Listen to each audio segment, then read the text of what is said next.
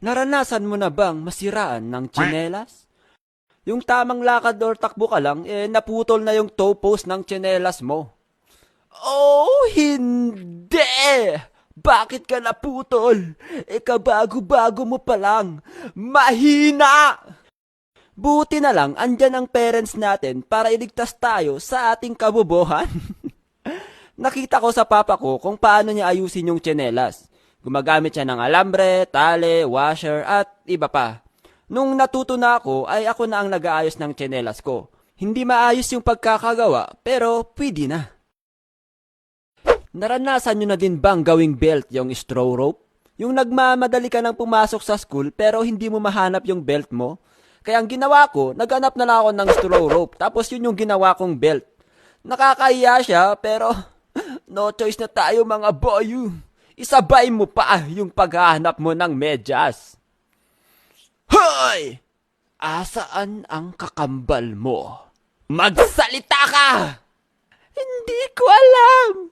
Baka kinuha na siya ng kapitbahay.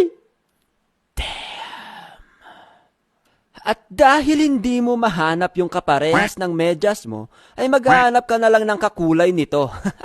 Kahit magkaiba na ang design, basta magkakulay, ox na yon mga boy. Meron pa yung mauubos yung magaganda mong medyas at ang naiwan na lang yung mahaba na medyas ng tatay mo.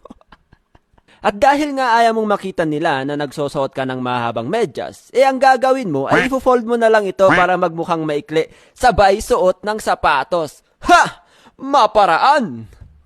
Dati, nung nag-aaral pa ako, ay hindi kami masyadong nakakabili ng mga bagong notebook. Ma, malapit na pasukan. Pabili ako bagong notebook. Jen, hindi ako tumatay ng pera. Nakikita mo ba yung mga old notebook mo doon? Gamitin mo yung mga hindi mo pa nasulatan doon. Utak, Jen. Utak ang gamitin. De, joke lang din niya sinabi yun. Dahil sa tama nga naman si mama, sayang nga naman. Kaya ang ginawa ko, pinagpupunit ko na lang yung mga nasulatan ko na notebook nung huling pasukan. Ha! Good as new. Alright. Naranasan mo na din bang gawin to nung nag-aaral ka pa? Yung hindi natuyo yung uniforme mo, pero sinubukan mo pa rin pumasok, kahit alam mo na hindi ka papapasukin ng teacher mo. Buti na lang, meron tayong tropa na tunay na maaasahan. Men, pairam muna ako ng uniform mo. Baka hindi kasi ako papasukin ni ma'am eh. Sige men, balik mo din mamaya kasi next subject din namin yung teacher mo mamaya eh.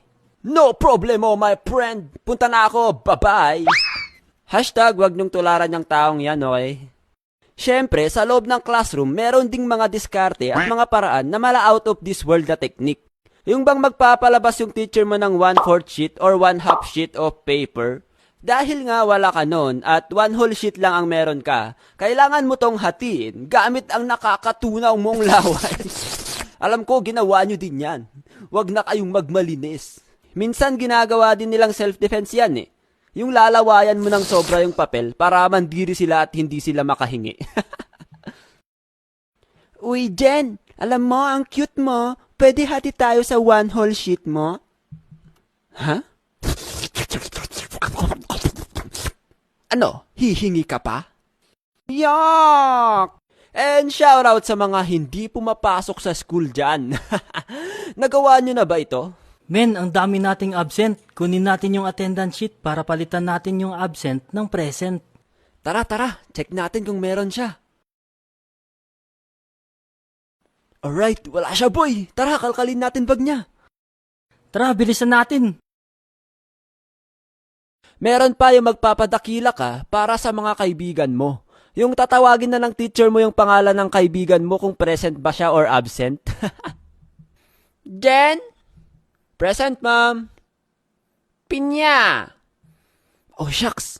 Absent yung tropa ko. Present, ma'am. Okay. Alright. Nakalusot. I got you my best to friendu. Ma'am, hindi po. Absent po talaga si Pinya. Nani? Ha? Akala mo makakalusot kayo?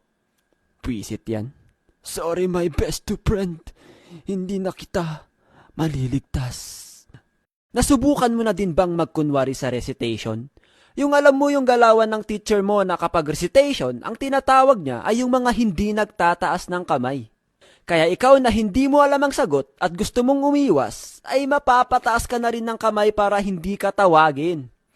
Pero mga men, nasa 80% chance lang to dahil kapag yung teacher mo ay naka-Sharingan, Byakugan, Rainigan, ay makikita niya ang plano mo. Ikaw, Jen, ano ang sagot mo? Oh, shucks. Wala na. Katapusan ko na. Mukhang mapapatayo ako sa harap. Nanlimos ka na din ba noon para lang may pang-recess ka? Uy, classmate, pwede pahingi piso? Bakit? Wala ka bang pera? Hindi ka ba binibigyan ng nanay at tatay mo?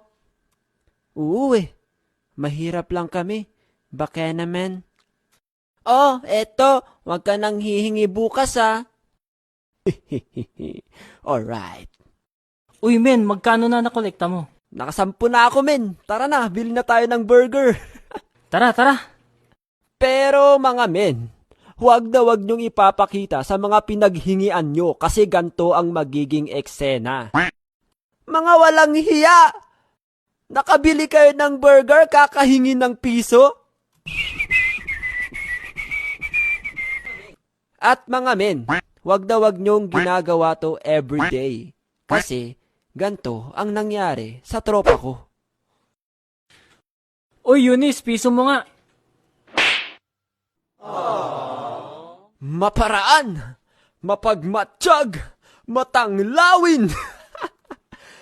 Kayo guys, anong mga maparaan experience nyo? Kung gusto nyo pa ng part 2, just comment down below. Thank you sa panonood, like, comment, share, and subscribe.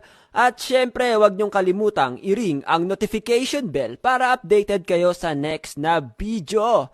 Yun lang, bye-bye!